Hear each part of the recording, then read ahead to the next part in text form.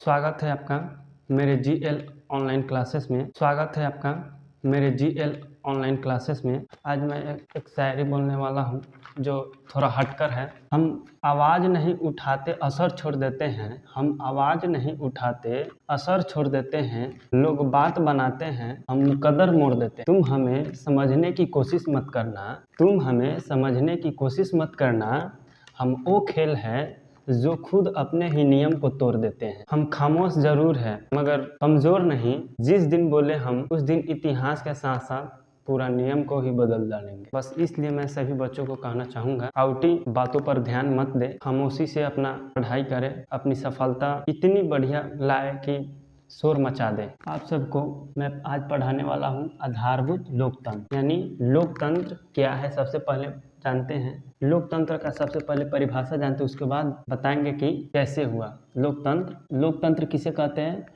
लोकतंत्र वह शासन व्यवस्था है, जनता खुद अपने प्रतिनिधि चुनकर शासन चलाते हैं। यहाँ पर शासन का क्या मतलब है ये मैं आपको बतलाऊंगा। इसमें जनता ही मालिक होती है। चुनाव के जरिए नेता चुने जाते हैं, सरकार जनता के लिए काम करती है, यही लोकतंत्र है। इसमें जनता ही केवल मालिक होती है। क्या 100% सही है? ये किताबी भाषा के लिए सही है, लेकिन हकीकत में देखा जाए तो लोकतंत्र में जनता मालिक होती है, सब नेता मालिक होता है। केवल जनता को मूर्ख बनाने के लिए सब ये ऐसा परिभाषा पढ़ाया जाता है। केवल आप परीक्षा में पास कर सकते हैं, रियल लाइफ में ये लागू नहीं होता है। अगर जनता मालिक होती तो जनता इतने पुलिस से लाठियां भी खाती। खैर ये सब बात छोड़िए, आइए मैं आपको पढ़ाता हूँ। लोकतंत्र, इसका अंग्रेजी होता है डेमोक्रेसी, होता है। ये ग्रीक भाषा से मिलकर बना हुआ है, जो दो शब्दों से मिलकर बना है। दो शब्दों से, एक में आ जाइए, पहला हो गया डेमोस, दूसरा क्रोटस। अब आइए, डेमोस का क्या अर्थ होता है और क्रोटस का क्या अर्थ होता है। अर्थ होता है लोग, इसका अर्थ होता है शासन प्रणाली, इसका अर्थ ये होता है और इसका अर्थ ये होता है। तंत्र या शक्ति भी कहा जा सकता है। छापिए और आगे बताते हैं आपको। अतः कृषि का शाब्दिक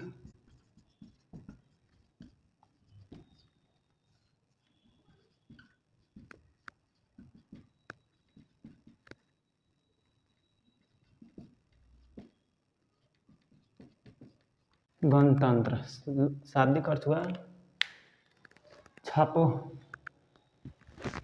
आइए बताते हैं शासन क्या होता है। निर्णय को लेने की प्रक्रिया, नियमों के विभिन्न समूहों की सामाजिक जीवन को व्यवस्थित करना और उसका पालन सुनिश्चित करना ही शासन कहलाता है। जैसे में उदाहरण समझ लीजिए, आपके गांव में मुखिया सरपंच होगा, जो आपस में बैठकर ग्राम सभा लगाकर, जिसे गांव देहाती की भाषा में कहा जाता है कि आम सभा लगाकर कोई ऐसा कानून बनाता है जिससे आपके गांव को कोई कार्य करने में बाधा ना हो और गांव का विकास करने में बाधा ना हो। इसलिए वो नियम कानून लगाकर गांव को आगे बढ़ाने के लिए वो ऐसा कोई कदम उठाता है जिस पर उसी पर शासन करता है, यही शासन होता है। इसी को शक्ति का पृथक्करण कहा जाता है, यानी आधा शक्ति ये कार्यपालिका, आधा शक्ति न्यायपालिका, आधा शक्ति विधायिका, ये सब अपने आपस में शक्तियों का बंटवारा करके शासन करता है। जो मैं आपको आगे बतलाने वाला हूँ कि कैसे ये कार्य करता है, विधायिका कैसे कार्य करता है, न्यायपालिका कैसे कार्य करता है और कार्यपालिका कैसे कार्य करता है।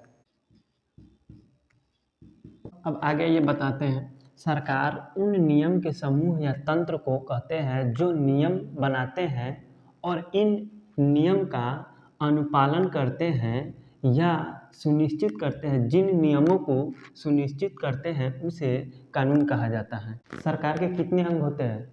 सरकार के 3 अंग होते हैं। आइए बताते हैं।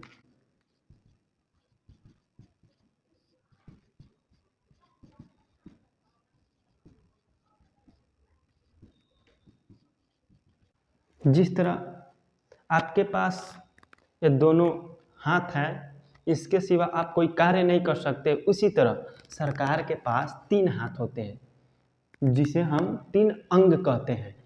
एक का नाम है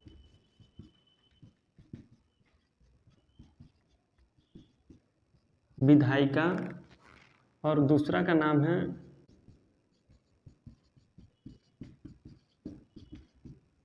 कार्यपालिका, तीसरा का नाम है न्यायपालिका। पहला का नाम विधायिका, दूसरा का नाम कार्यपालिका, तीसरा का नाम न्यायपालिका। आइए इन सबको मैं आपको विस्तार से बताऊंगा। आइए आपको बताते हैं विधायिका के बारे में। सबसे पहले विधायिका का परिभाषा देख लेते हैं। विधायिका वह अंग है जो नए कानून बनाती है और कभी कभी पुराने कानून में संशोधन तथा वर्तमान कानून को निरस्त भी करती है। यह कार्य जनता के प्रतिनिधि के सभा द्वारा किया जाता है। यानी इसमें क्या कर रहा है, यह कार्य जनता के प्रतिनिधि के द्वारा, यानी आप समझ रहे हैं। देखिए, आपके इलाके में जो विधायक हो, आप लोग वोट देकर चुने होंगे, तो आपके इलाके का कोई भी कार्य हो वो सरकार तक पहुंचाने का काम करती है और वो नए कानून बनाने में भागीदारी भी होती है। सरकार तक वो कोई भी कार्य हो पहुंचाती है। ये सरकार तक यानी कार्यपालिका तक पहुंचाती है और कार्यपालिका उन कानूनों को लागू करवाने में मदद करती है। इनके अंतर्गत विधायक आपके जितने आपके इलाके के छोटे मोटे नेता होंगे वही सब इनके अंतर्गत आते हैं, लेकिन मेन पावर में विधायक घूमते हैं आपके इलाके में। ये आपके इलाकों को बेहतरीन बनाने के लिए सरकार तक अपनी मांग रखती है। आज के विधायक सब बहुत रंगदार हो गया है, नाम नहीं लेंगे, आप सब समझदार हो, जानते हो आज के विधायक से बहुत रंगदार हो गया है। अब आगे बढ़िए, मैं आपको बताता हूँ कि कार्यपालिका क्या है। वह अंग है जो कानून को लागू करवाती है, यानी लागू करती है।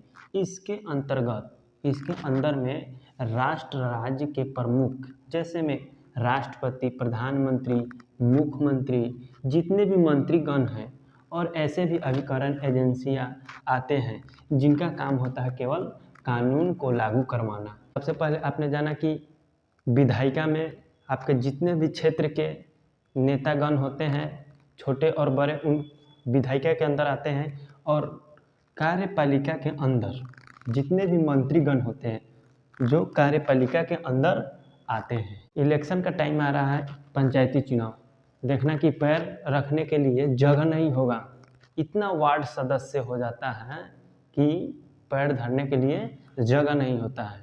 और न्यायपालिका का सीधा सीधा अर्थ है, ये आता है जो सरकारी अफसर होते हैं जो सरकार से सैलरी लेते हैं, वही आते हैं इसमें। जैसे विधायिका द्वारा बनाया गया कानून सही है कि नहीं और कार्यपालिका द्वारा किया गया पारित कानून सही है कि नहीं, यही न्यायपालिका का काम है जो देखभाल करता है। इन दोनों के ऊपर न्यायपालिका कार्य करती है। इनके अंतर्गत बहुत सारे अधिकारी आते हैं जो सरकार से सैलरी लेती है, वो न्यायपालिका के अंदर आती है।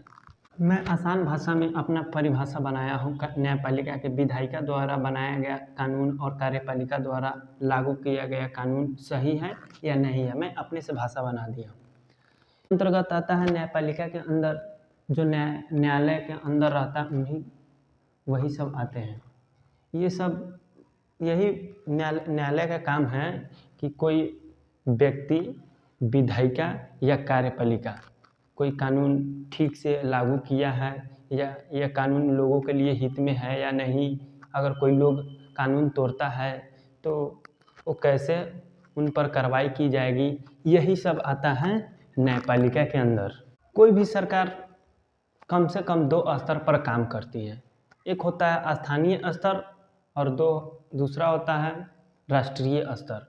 भारत में या अन्य देशों में 3 स्तर पर काम करती है। स्थानीय स्तर पर केंद्र सरकार होती है, राज्यीय स्तर या प्रादेशिक स्तर पर राज्य सरकार होती है, और एक होती है स्थानीय स्तर पर स्थानीय सरकार होती है। भारत के नौसेना के जो इस पर प्रतीक चिन्ह लगा होता है उस पर लिखा होता है स नो वरुणा। क्या लिखा होता है? स नो वरुणा। इसका अर्थ जानते हो? स नो वरुणा, इसका अर्थ होता है हे वरुण, हमारे लिए कल्याणकारी हो। ये महासागर तथा आकाश और से संबंधित होता है। ये वरुण देव के स्तुति है।